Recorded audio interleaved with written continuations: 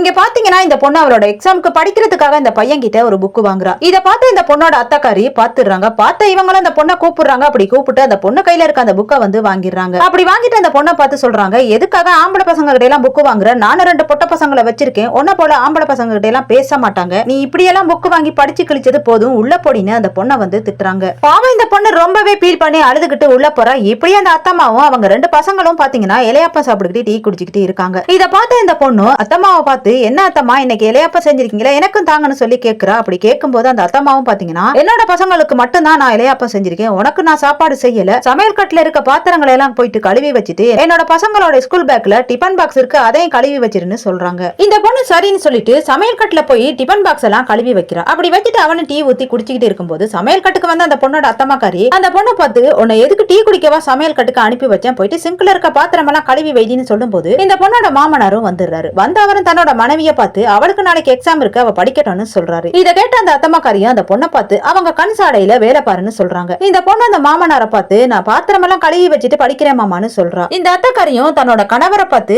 அவ கொஞ்சம் கொஞ்சமா பெரிய ஆளா வளர்ந்து வரா, நாளைக்கு ஒரு வீட்டுக்கு போயிட்டு எப்படி வேலை பழகுவா, நான் அவளுக்கு கொஞ்சம் கொஞ்சமா வீட்டு வேலையை சொல்லி கொடுத்துக்கிட்டு வரேன், நீங்க எதுக்கு அவளை படின்னு சொல்றீங்கன்னு அவங்களோட கணவரை பார்த்து திட்டுறாங்க. அப்போ இவரும் மருமகளை பார்த்து, நாளைக்கு உன்னோட எக்ஸாம் வருது, உன்னோட அம்மா வர்றாங்க, நீ ராத்திரிக்கு ரெடி ஆகுன்னு அந்த பொண்ணை பார்த்து சொல்றாரு. இதெல்லாம் கேட்டுக்கிட்டு அந்த பொண்ணோட அத்தக்காரியும் தன்னோட கணவரை வீட்டுக்கு பின்னாடி அழைச்சிக்கிட்டு போயிட்டு அவர்கிட்ட சொல்றாங்க, இந்த பொண்ணு அவங்க அம்மா கூட அனுப்பி வைக்காத, அவ இங்க இருந்து போனா இந்த வீட்டுல வேலை பார்க்க யாருமே இல்ல, அது மட்டும் இல்ல அவங்க அம்மா எனக்கு மாசம் மாசம் பணம் அனுப்பி வைக்கிறா, இந்த பொண்ணு போனா அவ பணம் அனுப்ப மாட்டா, அதுவும் எனக்கு கிடைக்காது அப்படின்னு அவங்க கணவர்கிட்ட சொல்றாங்க. அதுக்கு இந்த கணவரும், உனக்கு வீட்டு வேலை பாக்குறதுக்கும் மாசம் மாசம் பணத்துக்காகவும் அவளை இங்க இருக்க சொல்றியே, அவ தன்னோட அம்மா கிட்ட இருக்கிறது இல்லையா, அது மட்டும் இல்ல அவ நல்லா படிக்கிற பொண்ணு, உன் கூட இருந்தா அவ நல்லா படிக்க மாட்டா, நல்லா பாத்திரங்களை தான் கழுவுவான்னு சொல்லி தன்னோட மனைவியை திட்டிட்டு அந்த பொண்ணை கூட்டிக்கிட்டு போய் அவங்க அம்மா கிட்ட சேர்க்கிறாரு. இப்படி இந்த பொண்ணு பாத்தீங்கன்னா நல்லா படிச்ச ஒரு ஆபீஸ்ல வேலை பார்த்துக்கிட்டு இருக்கா. அப்ப இந்த பொண்ணோட அத்தக்காரியும் அந்த ஆபீஸுக்கு தன்னோட மகளை அழைச்சிக்கிட்டு வராங்க. வந்து அவங்களும் அந்த பொண்ணு கிட்ட சொல்றாங்க, என்னோட பொண்ணுக்கு உன்னோட ஆபீஸ்ல ஒரு வேலை போட்டு கொடுன்னு சொல்றாங்க. அப்ப இந்த பொண்ணு அவங்க அத்தைய பார்த்து சொல்றா, உங்க பொண்ணு நல்லா படிச்சிருந்தா தான் இந்த ஆபீஸ்ல வேலை பார்க்க முடியும்னு. இத கேட்ட அந்த அத்தக்காரியும் அந்த பொண்ணை பார்த்து சொல்றாங்க, பாத்திரம் கழுவி எச்ச சாப்பாடு சாப்பிட்ட உனக்கு இவ்வளவு திமிராடி என்னோட பொண்ணு படிக்கலன்னு சொல்ற, நீ நாசமா போவ அப்படின்னு சொல்லி அந்த பொண்ணை திட்டிட்டு அங்க இருந்து போறாங்க. இப்படியே இந்த பொண்ணு ரொம்பவே டென்ஷன் ஆகி வீட்டுல வந்து உட்காந்துருக்கா. அப்ப இந்த பொண்ணு